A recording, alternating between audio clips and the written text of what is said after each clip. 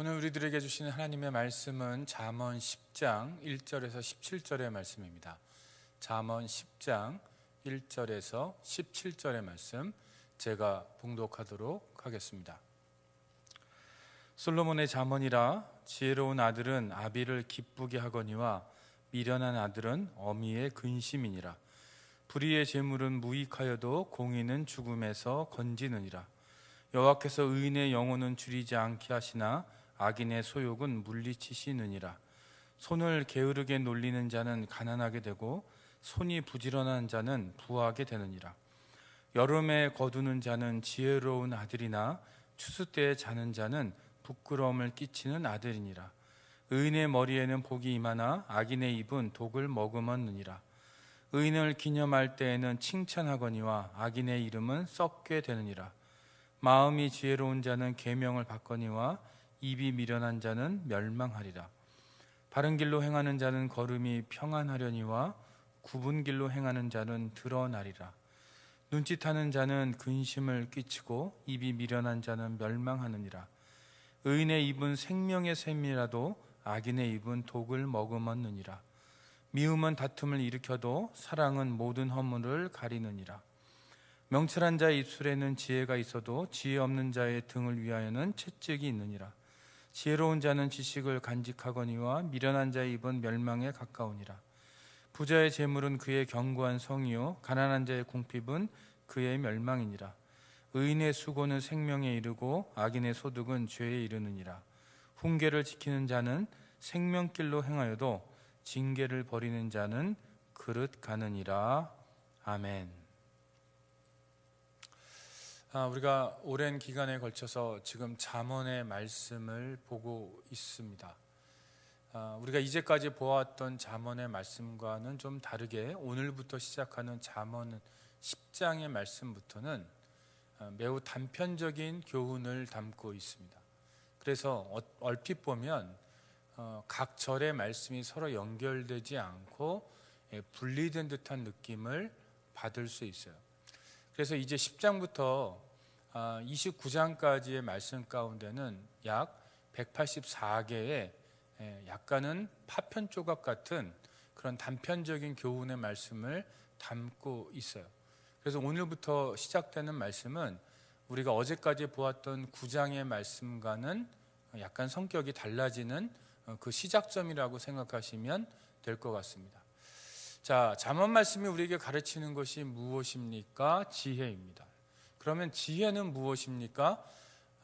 여호와 하나님을 경외하는 것이 바로 지혜이고 그것이 지혜의 근본입니다. 그렇다면 여호와 하나님을 경외한다는 것은 무엇입니까? 하나님이 어떤 분이신지 기억하고 인정하고 매 순간 우리가 당하는 모든 일 가운데 그것이 기쁨이든 고난이든 모든 일 가운데 하나님을 인정하는 것입니다. 그래서 하나님을 인정한다는 것은 뭐냐면 기쁨이 오건 슬픔이 오건 아니면 그냥 어제와 똑같은 일상의 삶을 살건 내 삶의 주인은 하나님이시고 내가 오늘 맞이하는 이 시간은 하나님이 나에게 주신 것이고 그리고 내가 아무리 수고해도 그 수고에 하나님이 축복하셔야만 그 수고가 열매가 있다라는 것. 만약에 내가 아무리 수고해도 그 수고에 하나님이 축복하시지 않는다면 그것이 아무것도 아니라는 것을 인정하고 고백하면서 내 삶을 철저하게 우리의 창조주 되시는 하나님께 의지하는 것. 그게 바로 여호와를 경외하는 거고 이것이 바로 지혜의 가장 근본적인 것입니다. 그래서 우리가 지혜로운 사람은 어떤 사람입니까? 하나님이 어떤 분인지 아는 사람입니다. 하나님이 어떤 분인지 인정하는 사람입니다. 그래서 내 모든 삶 가운데 그 하나님이 여전히 그곳에 계시다라는 것을 인정하면서 인식하면서 삶을 꾸려가는 사람. 그래서 내 삶을 하나님 앞에서 살아가는 사람, 그 사람이 바로 여호와를 경외하는 사람이고 지혜로운 사람입니다. 오늘 말씀을 한 절 한 절 볼 텐데요. 여러분 1절의 말씀은 이렇게 시작합니다. 솔로몬의 잠언이라 지혜로운 아들은 아비를 기쁘게 하거니와 미련한 아들은 어미의 근심이니라. 여러분, 지혜로운 아들은 아비의 기쁨이다라고 말씀해요. 자, 그러면 지혜로운 아들은 어떤 아들입니까? 아까 지혜가 무엇인지 설명했습니다. 지혜는 여호와를 경외하는 거고 하나님을 인정하는 거라고 그랬어요. 그럼 지혜로운 아들은 어떤 아들입니까? 여호와 하나님을 이해하고 그분이 누구인지 알고 인정하는 사람. 그러나 미련한 아들은 어떤 아들입니까? 여호와 하나님의 그 모든 것들을 인정하지 않는 사람이에요. 자, 그런데 오늘 본문에는 이 지혜로운 아들을 여러 가지 다른 표현으로 우리들에게 소개합니다. 여러분 말씀을 한번 보십시오. 3절에 보세요. 여호와께서 의인의 영혼은 줄이지 않게 하시나. 여러분, 여기에는 이 지혜로운 아들을 뭘로 표현해 놨습니까? 의인이라고 표현해 놨습니다. 자, 의인이라는 말은 지혜로운 아들이라는 말과 결국은 같은 말이에요. 그래서 지혜로운 사람은 의인입니다. 그런데 이 의인을 하나님이 어떻게 대하시냐면 여기 보니까 줄이지 않게 하시나. 여러분, 그 영혼을 줄이지 않게 하신대요. 그런데 이것은 영혼만 줄이지 않게 하신다는 것이 아니고 그 사람의 삶의 전반에 걸쳐서 줄이지 않게 하신다, 풍족하게 하신다라는 뜻입니다. 그런데 그러면 왜 지혜로운 사람은, 의인은 줄이지 않느냐? 그 이유가 4절에 있어요. 그거는 뭐냐? 손을 게으르게 놀리는 자는 가난하게 되고 손이 부지런한 자는 부하게 되느니라. 여러분, 왜 의인은 영혼이 줄이지 않느냐? 지혜로운 사람, 의인은 손이 부지런하기 때문에 그래요. 자, 그러면 여러분, 손이 부지런한 게 도대체 의인과 무슨 상관이 있을까? 손이 부지런한 것이 도대체 지혜로운 사람과 무슨 연관이 있을까? 연관이 너무나도 명백합니다. 자, 지혜로운 사람은 매사에 하나님을 인정한다고 그랬어요. 지혜로운 사람은 하나님을 인정하고 경외한다고 그랬어요. 다시 말해서 오늘 내가 맞이하는 이 하루, 이 시간 누가 주신 거예요?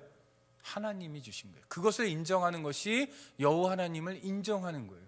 그러면 하나님이 나에게 주신 이 하루를 내가 누구로 살아야 되냐면 이 하루를 맡은 청지기로 살아야 돼요. 자, 그러면 여러분, 내가 하나님의 청지기예요. 그분이 나에게 오늘 하루를 맡겨주셨어요. 내가 오늘 해야 될 책임을 맡겨주셨어요. 그러면 어떻게 해야 됩니까? 부지런할 수밖에 없다라는 거예요. 허송세월할 수 없다라는 거예요. 왜냐하면 이 시간, 오늘 하루, 이게 내 것이 아니기 때문에, 하나님이 나에게 주신 거기 때문에 나는 받은 사람으로서, 관리해야 할 사람으로서, 다시 말해서 청지기로서 오늘 하루를 살아내야 하는 사람이에요. 그렇기 때문에 나는 어때야 돼요? 손이 부지런할 수밖에 없다라는 거예요. 그러면 어때요? 줄일 수 없죠. 손이 부지런한 사람은 가난할 수가 없다라는 거예요. 자, 그래서 여러분 5절에 보면 이렇게 되어 있습니다. 여름에 거두는 자는 지혜로운 아들이나. 여름에 거두는 자는 지혜로운 아들이나. 여러분, 팔레스틴 지역은 4월에서 6월 사이에 곡식을 거둬들여요. 그리고 6월이 지나고 나면 여름에는 포도를 비롯해서 각종 과일을 거둬들입니다. 자, 그렇다면 손이 부지런해서 여름에 수확을 얻는다. 이건 뭐예요? 단순히 부지런하고 끝나는 게 아니고요. 언제 씨를 뿌려야 되지? 언제 물을 줘야 되지? 언제 수확을 해야 되지? 씨를 뿌려야 할 때를 구분해서 씨를 뿌려요. 물을 줘야 할 때를 구별해서 물을 줘요. 수확을 해야 할 때를 구별해서 수확을 해요. 다시 말해서 지혜로운 사람은 단순히 부지런한 것이 아니고 때를 구별할 줄 아는 사람이라는 얘기예요. 다시 말해서 하나님을 경외하는 사람, 하나님을 인정하는 사람. 그래서 의인은 자기의 삶이 자기의 것이 아니고 하나님께로부터 받은 삶인 것을 고백하면서 청지기로 살면서 손이 부지런해요. 그런데 단순히 부지런한 것이 아니고 뿌릴 때와 물을 줄 때와 거둘 때를 알면서 그 때에 합당하게 행동하면서 산다라는 거예요. 그러면 어때요? 삶이 풍족해질 수밖에 없다라고 고백을 합니다. 자, 그래서 6절에는 또 이렇게 말씀해요. 의인의 머리에는 복이 임하나. 여러분, 이렇게 사는 사람이 복을 안 받을 수가 있겠습니까?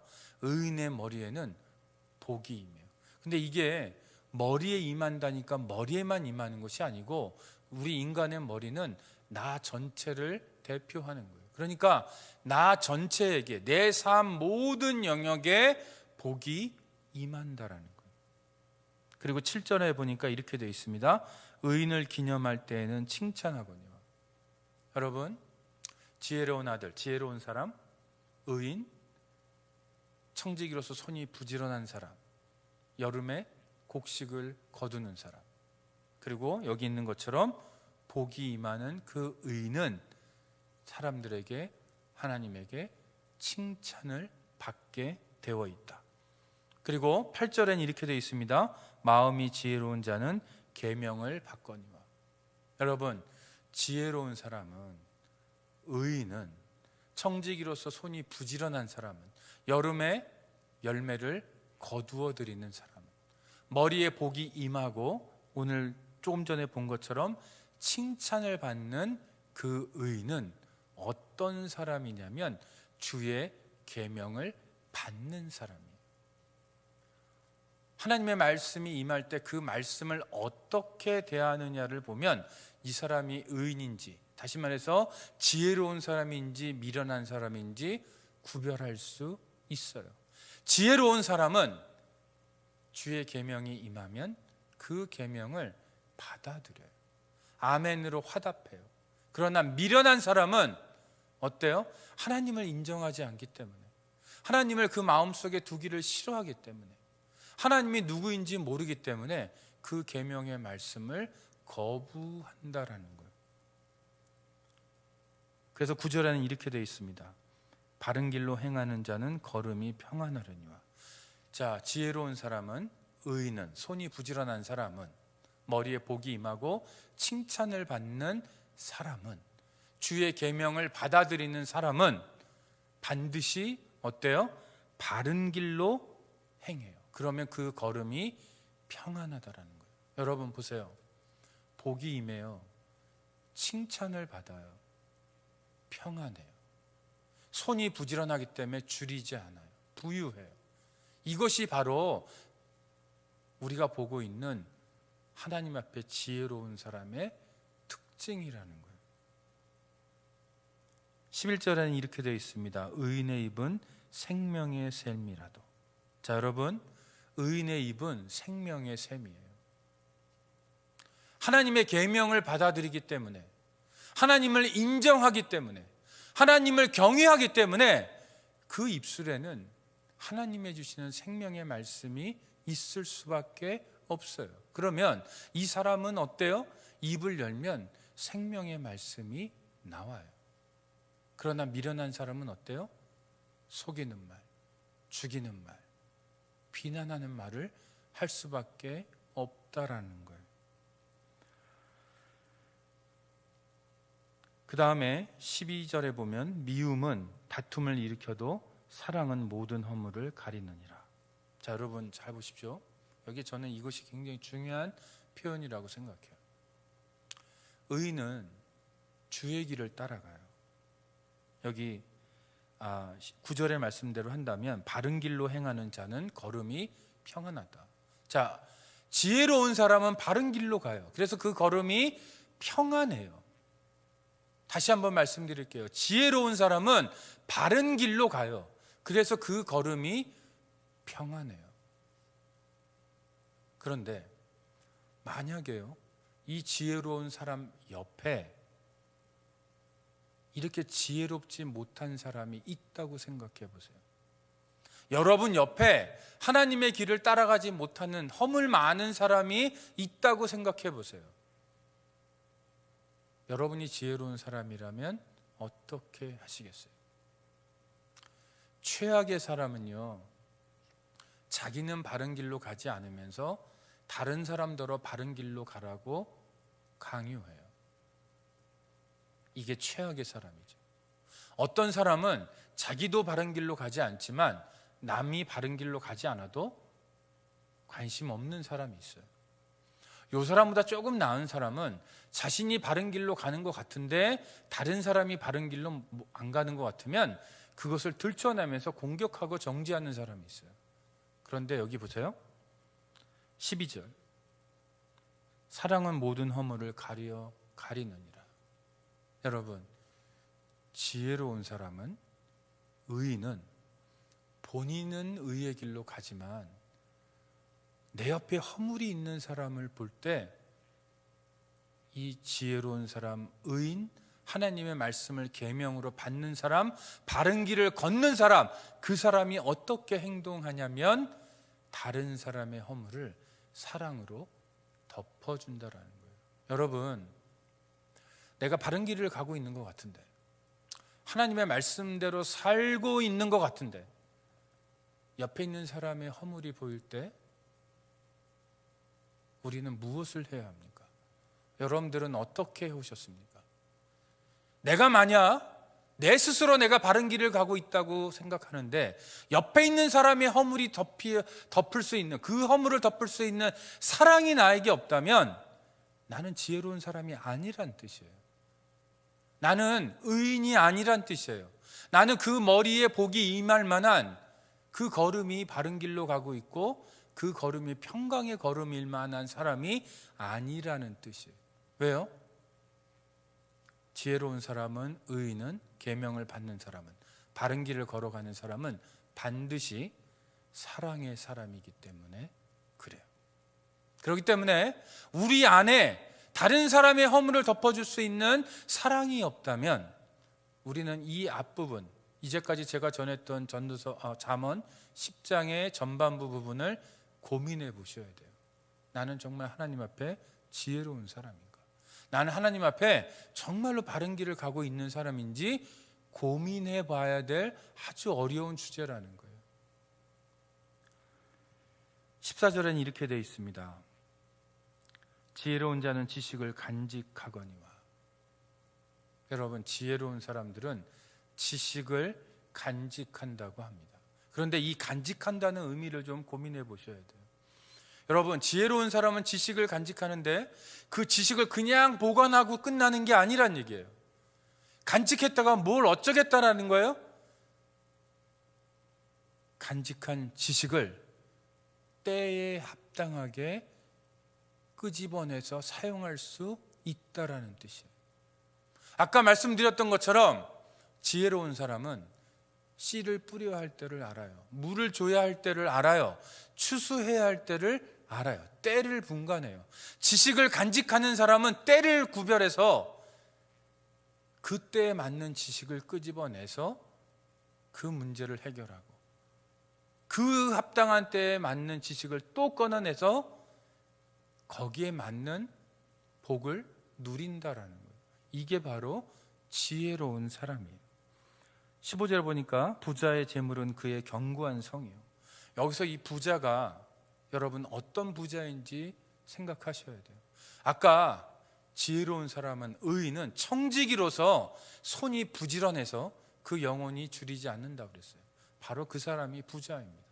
자, 그러면 정말 하나님의 청지기로서 내가 맡은 오늘 하루, 내가 맡은 내 인생, 이것을 하나님 앞에 최선을 다해서 나의 달란트를 사용해서 하나님께 영광을 돌리는 그 사람, 그 사람이 부자라는 거예요. 그 사람이 부자인데 그 재물이 견고한 성이어서 무너지지 않는다라는 거예요. 일반적인 부자, 이것과 상관없는 부자는 그 사람들이 갖고 있는 돈은 언제든지 무너질 수 있는 반석 위가 아닌 모래 위에 집을 지은 것과 같아요. 그러나 이 부자, 손이 부지런해서 그 영혼이 줄이지 않는 그 부자, 그 부자의 재물은 견고한 성읍과 같다라는 거예요. 그리고 17절은 이렇게 말합니다. 16절 볼게요. 의인의 수고는 생명에 이르고 17절에는 훈계를 지키는 자는 생명길로 행하여도. 여러분, 이렇게 사는 사람의 결국이 뭐예요? 생명이에요. 생명길로 가요. 그리고 그 사람 자체가 다른 사람에게 생명이 됩니다. 여러분, 지혜로운 아들은 의인입니다. 의인은 청지기로서 손이 부지런합니다. 그래서 그 영혼이 줄이지 않아요. 머리에 복이 임하고요, 항상 칭찬을 받아요. 바른 길로 가면서도 자기는 바른 길로 가지만 바른 길로 못 가는 이들을 향해서 사랑으로 허물을 덮어줄 수 있는 넉넉한 사람이고, 그 사람이 바로 부자고, 그리고 그 마지막이 생명이기에 인생의 의미를 깨닫고 보람을 깨닫고 하나님 앞에 정말 축복받은 삶을 사는 그런 자의 삶이라는 것입니다. 자, 우리가 이런 삶으로 가야 되죠. 하나님이 우리를 모두 이런 삶으로 우리를 초대하고 계세요. 하나님을 기억합시다. 하나님을 경외합시다. 하나님이 누구이신지를 제대로 압시다. 그리고 어떠한 환경에서도 우리는 이런 하나님을 인정하고 내 삶이 이 하나님께 달려있다는 것을 인정하면서 살아갑시다. 기도하겠습니다. 하나님 아버지, 우리가 모두 하나님 앞에 지혜로운 사람이 되기 원합니다. 의인으로서 손이 부지런하고 의의 길로 가면서 우리의 삶 가운데 복이 있고 칭찬이 있고 또 배부름이 있을 수 있도록 함께하여 주시옵소서. 우리가 바른 길을 가면서도 다른 이들의 허물을 덮어줄 수 있는 넉넉한 마음을 우리에게 허락하여 주시옵소서. 우리 입술에 생명의 삶이 있어서 우리가 입을 열 때마다 내 입술을 통해서, 우리 입술을 통해서 생명의 말씀이 다른 이들에게 흘러가도록 인도하여 주시옵소서. 하나님 아버지, 우리가 하나님의 말씀을 잘 간직해서 때에 합당한 말씀으로 다른 이들을 세워주고 굳건하게 하는 그런 생명의 길을 걸어가는 저희 모두, 그래서 생명 자체가 될 수 있는, 다른 이들에게 생명과 같은 존재가 될 수 있도록 주님 축복하여 주시옵소서. 예수님의 이름으로 기도합니다. 아멘.